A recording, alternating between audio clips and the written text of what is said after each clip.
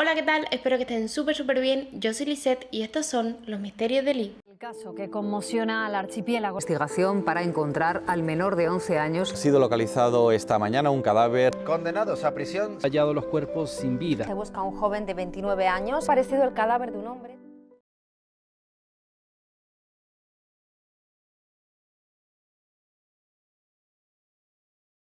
Bienvenidos al cuarto día del especial Halloween. El día de hoy vamos a hablar sobre el caso de Chris Jenkins. Christopher Mark Jenkins, de 21 años para el momento de los hechos, vivía en Minnesota, Estados Unidos. Chris estudiaba marketing y administración de empresas en la universidad, era un chico estudiante, con buenas notas, deportista, y para este momento ya casi estaba acabando la carrera, por lo que iba a empezar a hacer entrevistas. No tenemos más información sobre él, sobre lo que fue de su infancia y demás, por lo que pasaremos directamente a la noche de los hechos, la noche de Halloween del año 2002. Esa noche, como en otras muchas casas, Chris junto a sus compañeros de piso harían una fiesta en su casa. Esa noche Chris iba disfrazado de indio, algo así, les intentaré dejar una foto para que ustedes mismos lo vean. Y están en la casa hasta alrededor de las 10 de la noche, porque después él, junto a su novia y 3 amigos más, deciden irse a un bar. Algo importante a saber es que la novia trabajaba en ese bar, pero ese día precisamente no tenía que trabajar, estaba librando, y ellos llegan a este bar pues alrededor de las 11 de la noche. Ellos llegan y aparcan el coche de Chris en el parking del bar. Es importante saberlo. Chris le pide a su novia que guarde todas sus pertenencias, su cartera, su móvil e incluso las llaves de su casa, porque él no tenía bolsillos, ni tenía bolso, ni nada. Entonces, como ella sí que llevaba bolso, le dice que lo guarde todo. Así pasa el tiempo, ellos están en el bar, lo están pasando súper bien, están bebiendo y Chris está bastante tomado. Llega un momento de la noche que Chris, sin querer, se echa encima una copa, es decir, se la vira en la ropa y se ensucia el pantalón.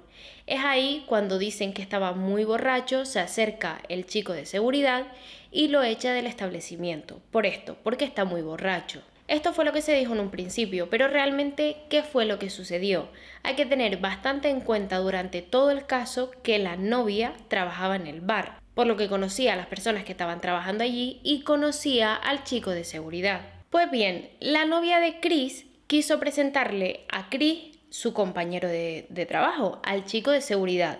Pues ella se acercó con Chris para presentárselo y él vio que Chris estaba muy borracho y que tenía la mancha en el pantalón, y por esto, porque se veía mal y afectado, decide echarlo. ¿Qué pasa? Que el de seguridad lo echó, pero ya no lo iba a dejar entrar más. Es decir, no le dijo, ve y cámbiate y vuelve. No, simplemente lo echó y ya está. Y cuando lo echó, el hombre entró en el establecimiento, es decir, el de seguridad, y se pasó toda la noche junto a la novia de Chris. Algo bastante curioso y que muchísimas personas criticaron, que bueno, no me parece de los datos más importantes del caso, pero no está mal saberlo, es que Ashley, la novia de Chris, que así se llama, ese día iba disfrazada con una camiseta del chico de seguridad. Cuando la fiesta acaba, el de seguridad lleva a Ashley en coche hasta su casa, es decir, para que entendamos bien qué fue lo que pasó.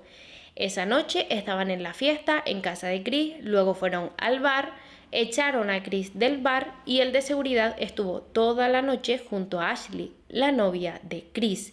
Cuando acabó la fiesta, Ashley y el de seguridad se fueron juntos. Algo bastante importante y que nos va a servir más adelante es que esa noche hacía 6 grados bajo cero, es decir, Chris iba disfrazado, no estaba abrigado, solo iba con el disfraz de indio y estaba en la calle solo de noche, tomado a 6 grados bajo cero. A todo esto él no tenía nada, no tenía ni siquiera las llaves de su casa, porque todo lo tenía Ashley y Ashley no salió del bar para nada.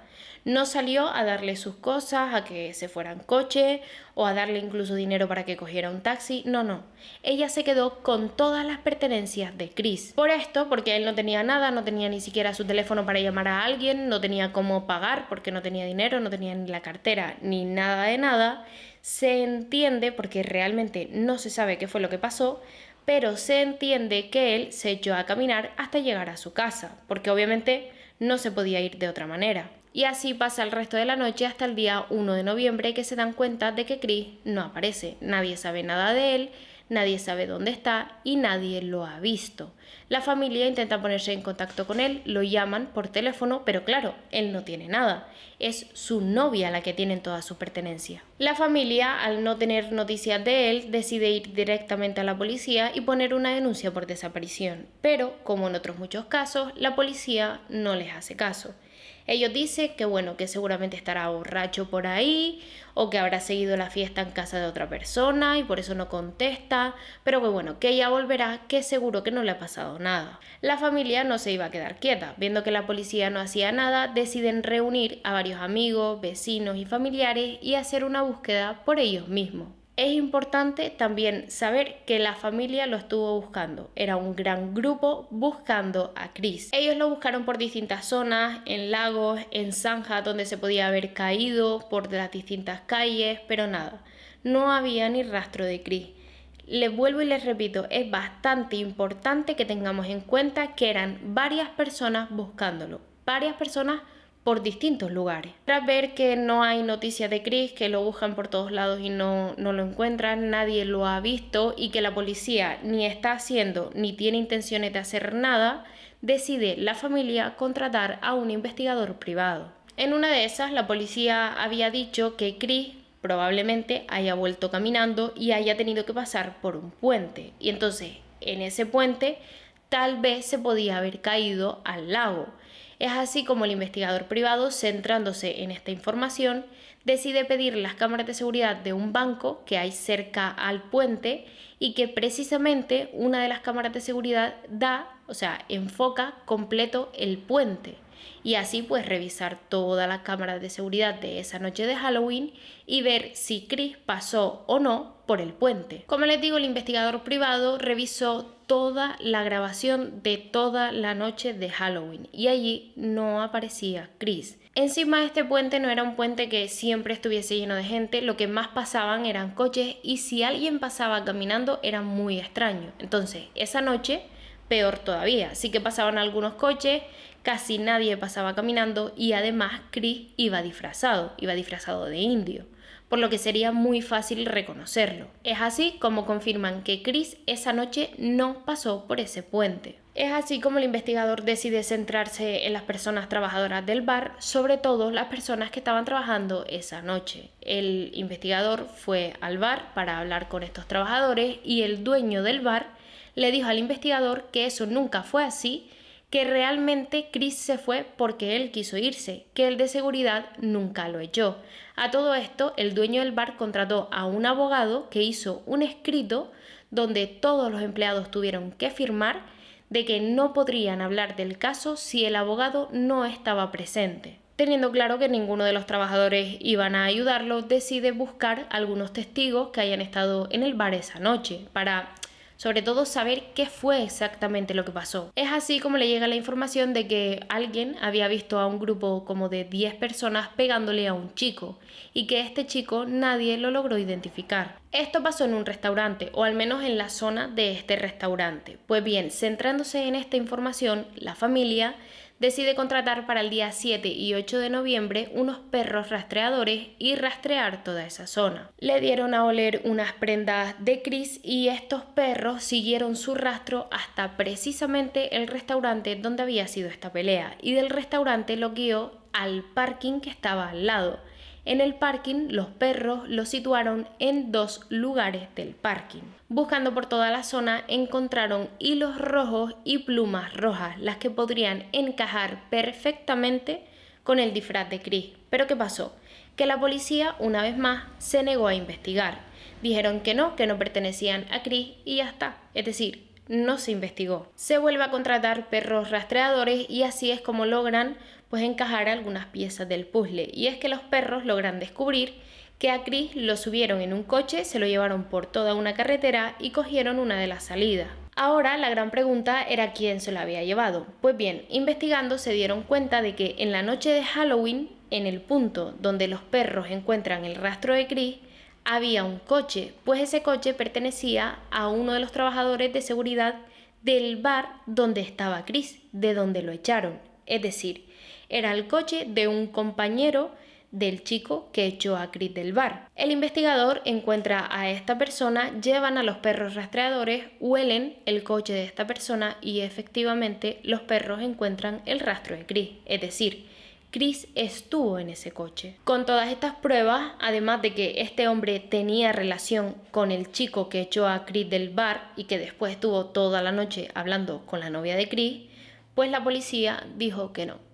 Ni siquiera lo investigaron, ni lo avisaron, ni nada. O sea, estas pruebas no servían para nada. Y la gran excusa de la policía fue pues que este hombre tenía familia y que tenía hijos y que ellos no le iban a hacer ningún mal porque él pues no tenía nada que ver con el caso de Chris. Es decir, la policía estaba afirmando que él no tenía nada que ver, que él no estuvo con Chris, que supuestamente Chris no subió a su coche, aunque los perros encontraron el rastro de Chris dentro del coche, pero bueno, nada, él no había hecho nada y que no iban a hacer nada obviamente porque tenía familia e hijos. Es así como el caso se queda completamente parado hasta el 27 de febrero del año 2003. En el río Mississippi, debajo de un puente, encuentran el cuerpo sin vida de Chris Jenkins. Él estaba perfecto, en perfecto estado.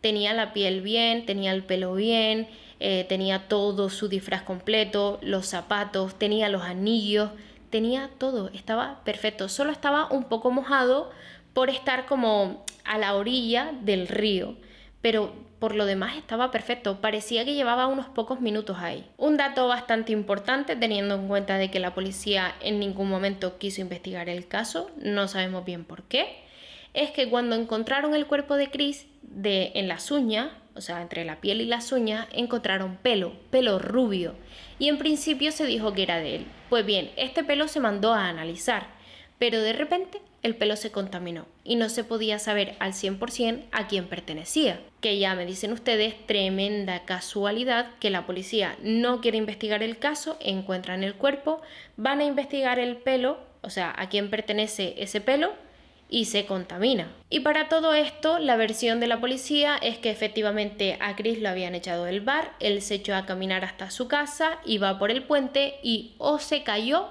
o se tiró abajo. La corriente lo arrastró hasta el lugar donde finalmente fue encontrado y ya está, eso fue lo único que pasó. Pero claro, hay algo que desmonta toda esta versión, que Chris estaba intacto. El puente donde supuestamente se tiró o se cayó estaba bastante lejos del punto donde lo encontraron. Entonces, si la corriente lo arrastró todos esos kilómetros, te aseguro que para el momento en el que se para, que por cierto estaba el cuerpo como enganchado en una rama, por eso estaba quieto, también es importante saberlo, para el momento en el que se engancha en la rama ya algo le faltaría, ya se le hubiera caído un zapato, un anillo, tendría golpes, la ropa se le hubiera roto porque lo está arrastrando la corriente. Igual todo el mundo descartó la posibilidad de que Chris se hubiera porque él estaba viviendo uno de los mejores momentos de su vida, estaba muy feliz, estaba pensando ya, pues como les decía al principio del vídeo, iba a hacer entrevistas para encontrar trabajo, estaba acabando su carrera y además por lo que él hablaba a diario y los pensamientos que él tenía a futuro, pues no encajaban con que él hiciera esto. Ya quitando todo esto, si él se hubiera tirado por él mismo, las cámaras de seguridad lo hubieran captado, pero no. Nadie lo captó, nadie lo vio, nadie que pasara en un coche, nadie que pasara caminando, nadie vio nada. A todo esto habían pasado 4 meses desde que Chris desapareció. Si 4 meses el cuerpo en el río no se descompone ni pasa absolutamente nada a su cuerpo, la verdad es que es bastante extraño, porque es imposible cómo lo arrastra la corriente tantos kilómetros, cómo lleva 4 meses en el río y está en perfecto estado. Chris no tenía moratones ni tenía huesos rotos, lo que también desmonta esta teoría de la policía de que se hubiese tirado o se hubiese caído por él mismo. Pues porque si caes desde esa altura, algo te hubieras hecho, 100%. A todo esto hay algo muchísimo más extraño, y es que Chris practicaba un deporte de bastante contacto, por lo que él normalmente tenía bastantes moratones en el cuerpo, pero para el momento en el que encontraron el cuerpo él no tenía moratones, y esto sí que era bastante raro. ¿Qué es lo que quiere decir esto y lo que la gran mayoría de personas piensan? Que Chris tuvo que estar encerrado en algún lugar durante un tiempo, a lo mejor una semana, 3, 5, 7 días, y esos moratones que él tenía de hacer deporte se le habían curado. Por eso, para el momento en el que lo encuentran, ya no los tiene. Es decir, para que nos hagamos una idea, es como que se lo llevaron, lo tuvieron encerrado, se le curaron esos moratones, por eso ya no los tenía, y ya luego le quitaron la vida. Obviamente no le podían haber quitado la vida antes de que se le curaran los moratones, porque para curarse necesitan sangre, necesitan estar vivos. Entonces se desmonta toda la teoría de que él se había tirado o se había caído, porque mínimo tendría moratones. Lo único extraño que se encontró en el cuerpo de Chris es una droga llamada GHB, y pues es una droga que se piensa que se utilizó para secuestrarlo. Para este momento, aunque parecía ser que todas las piezas del puzzle encajaban, la policía seguía sin investigar. Para ellos era tan simple como que ya habían encontrado el cuerpo y ok, muy bien, Chris no tiene nada y él simplemente se tiró o se cayó del puente y ya está. O sea, literal no estaban investigando nada. Obviamente la familia intentó luchar todo lo que pudo para que el caso se siguiera investigando, pero nada, así pasaron los años hasta el año 2006, que la policía se presenta en donde el jefe de policía le presentan todas las pruebas que habían encontrado, la autopsia del cuerpo, le presenta todo lo que tenían y ahí es cuando el jefe de policía admite que algo raro había pasado y que lo iban a investigar. Es ahí cuando se investiga en qué estado se encontró el cuerpo de Chris, que como les decía antes estaba un poquito mojado, la posición en la que lo encontraron era bastante extraña, no era de un cuerpo que había sido arrastrado por el río, y también se investigó obviamente pues todo lo que había pasado, la versión pues de que lo habían echado del bar y todas estas cosas. Así es como el jefe de policía determina que Chris había estado en un radio de 2 kilómetros desde el punto donde lo encontraron. Esto realmente era poca distancia y lo que haría sería desmontar la primera versión de la policía, porque decían que se había o caído desde aquel puente y la corriente lo arrastró, pero claro, este puente estaba súper lejos, a más de 2 kilómetros. Como les decía antes, la posición del cuerpo tampoco era el de una persona que había sido arrastrado por la corriente, y además el estado del cuerpo no era el de una persona de haber estado 4 meses ahí en el río. También su cuerpo en la parte de abajo tenía bichos. Si hubiese estado en el agua, no hubiese podido tener bichos. Y ya quitando todo esto, para terminar de desmontar la teoría de la policía, recuerdan, se los dije al principio, esa noche hacía 6 grados bajo cero, por lo que el agua estaba completamente congelada. Si no estaba completamente congelada, al menos tenía una gran capa de hielo encima. ¿Qué quiere decir esto? Que si Chris se hubiera tirado o caído, hubiera hecho o un agujero al hielo y la familia al buscarlo vería el agujero, o incluso el cuerpo se hubiera quedado encima del hielo, que la familia obviamente también lo hubiera visto. Además, era completamente imposible que la corriente lo arrastrara porque estaba todo lleno de hielo, o sea, no había corriente, era todo hielo. La teoría de los forenses es que alguien llevó el cuerpo de Chris cerca del río donde finalmente lo encontraron, pero no en el punto donde lo encontraron.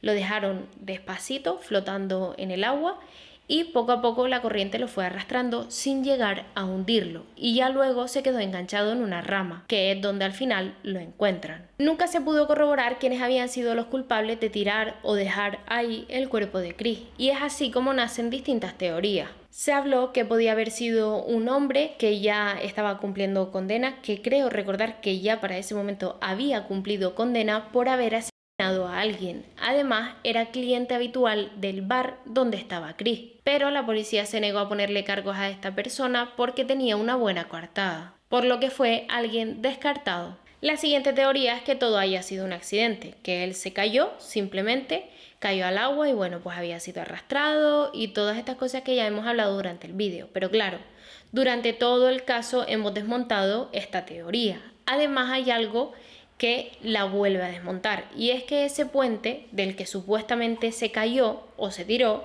pues tenía unos muros bastante altos y unas barandillas muy altas, por lo que no es fácil caerte sin querer. Y en tal caso de que él se hubiese querido tirar, que es otra de las teorías, que él mismo pues se haya querido quitar la vida, él, como ya sabemos, iba muy borracho. Es decir, no sería casi capaz de subir ese muro, subir esas barandillas y tirarse abajo. Poniendo que esto hubiese sido lo que sucedió, que él pues o se haya caído o se haya querido tirar, Pues hay algo que lo sigue desmontando y es el hielo. La familia lo estuvo buscando desde la mañana siguiente. Es decir, ellos hubieran visto el hueco del hielo o el cuerpo o algo que diera a entender que Chris había caído. Y sin embargo no, el hielo estaba intacto y eso sería imposible. Otra teoría es que lo había asesinado el grupo que se hacía llamar la Carita Sonriente. Y es que esto era un grupo pues de asesinos que se dedicaban a quitarle la vida a distintas personas. Ellos tenían más o menos una manera de hacerlo, era casi todos de la misma edad, de la misma universidad o al menos de universidades cercanas, precisamente cercanas al lugar donde encontraron a Chris. Entonces varias cosas podrían encajar de que podían haber sido ellos. ¿Qué pasa? Que ellos cada vez que cometían pues un crimen, ellos ponían en un lugar cercano o en el mismo lugar donde lo encontraban o en un lugar cercano una carita sonriente y en el caso de Chris no fue así. No había ninguna carita sonriente. Y la última teoría, la que prácticamente todo el mundo toma como válida, es que las personas que trabajaban en seguridad, en el bar de donde se le echó a Chris, ayudaron al chico que echó a Chris, al que se quedó hablando con Ashley, la novia, a deshacerse del cuerpo de Chris. Se cree que ellos planearon un poco la situación, fueron hasta él, lo golpearon y lo dejaron en el parking y ya más tarde lo subieron al coche y se lo llevaron. De ahí que los perros lo ubicaran en dos puntos diferentes del parking. Es decir, le pegaron, lo dejaron en un punto del parking y del punto ese del parking lo subieron al coche. Entonces serían los dos puntos donde los perros lo ubican, donde lo dejaron golpeado y donde lo subieron al coche. Tras haberlo golpeado y subido al coche, lo llevaron hasta un lugar desconocido y ya después de ahí le quitaron la vida y lo llevaron hasta el río donde al final fue encontrado. Y es así como el caso de Chris Jenkins realmente sigue sin resolverse, pues se encontró el cuerpo sin vida, pero nunca se supo quiénes habían sido los responsables de haberle quitado la vida, si se lo llevaron, si habían sido varias personas, si él se tiró, si se cayó. Realmente no se supo nada. La verdad que para mí lo más impactante de este caso es la función de la policía, que es que lo estaba haciendo súper mal y en ningún momento se dedicó a investigar el caso. O sea, me parece horrible, sobre todo después de haber encontrado el cuerpo, que al menos ya lo encuentras y lo encuentras en buen estado, ya se te desmonta la teoría de que el cuerpo pues había sido arrastrado por la corriente. Entonces, ni siquiera en ese momento investigaron. La verdad es muy raro. Y desde mi opinión, parece que la policía quería ayudar a alguien o esconder algo. Y bueno, hasta aquí el vídeo de hoy. Espero que les haya gustado o que al menos les haya entretenido, porque como ya sabemos, en este canal no hablamos de cosas bonitas y mucho menos que terminen bien. Deja en los comentarios qué te parece este caso, qué opinas sobre él e incluso qué otros casos te gustaría ver por el canal. Déjame un like si así lo quieres y suscríbete porque se vienen vídeos súper interesantes. Un besito.